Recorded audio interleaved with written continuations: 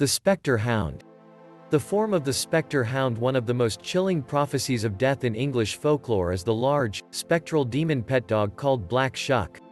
A death omen concerns gather souls, and if you have the bad luck to see Black Shuck, anticipate death to come within a year. Ghostly black pets are identified from typical flesh and blood black dogs by their large yellow or red radiant eyes, often only one, and their ability to appear out of thin air, or into and out of the ground. The demon pet dog is about the size of a calf and sometimes even appears headless. When the Black Shuck concerns claim his victims, his bone-chilling wails can be heard rising above the wind. His feet make no sound, however, individuals can feel his hot breath on their necks.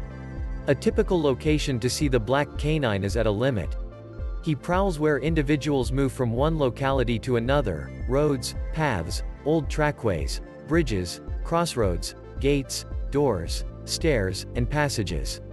He can be seen near graveyards and barrows, along ley lines, and running down corpse ways or spirit paths. Folklore tells us that these ancient paths used to run to churches and spirits would travel along with them from the graveyard to the graveyard. In the 1890s, a teenage boy saved from the North Sea told how he had been forced to swim further and even more from the coast by a substantial canine that chased him through the waters, its teeth gnashing at his neck and shoulders.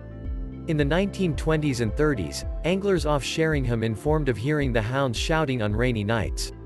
And as recently as the 1970s, he was seen pounding over the beach at Yarmouth. Black Shuck is not restricted to Norfolk. Another area is along the Sussex Downs with its old burial mounds, once the primary methods of travel prior to the Weald was cleared of its impenetrable forest. And once, on a summertime afternoon in 1577, he made a fateful journey across the border into Suffolk and attacked the churchgoers of St. Mary's Church in Bungay. As the terrible pet flew from the church, sated with blood, he is stated to have left deep scorch marks on the door. In 1933, the door was cleaned up and burn marks were there for all to see. They stay there to this day. There are numerous names for this frightening visitor: Galley Trot, Shug Monkey, the Hateful Thing, Hell Beast, Skeff or Maudie Dew, and in the south of England you will hear names like Yeth or Wishhounds.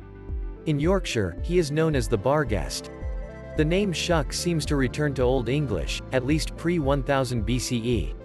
The Old English epic poem Beowulf describes the beast Grendel and his mom.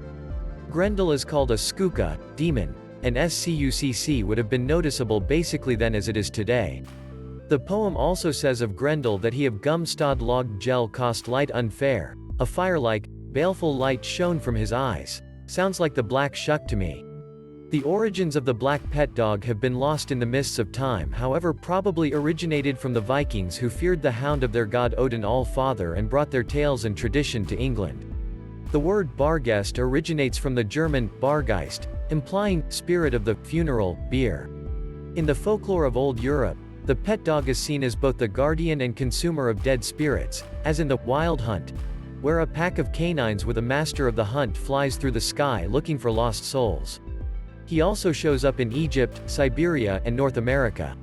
According to the Vedic folklore of ancient India, the dead need to pass by the four-eyed pets of Yama, king of the dead, and Greek folklore tells of the dog Cerberus, popularly endowed with 3 heads, who sees the entrance to Hades, and there is the Egyptian Anubis, with the head of a pet.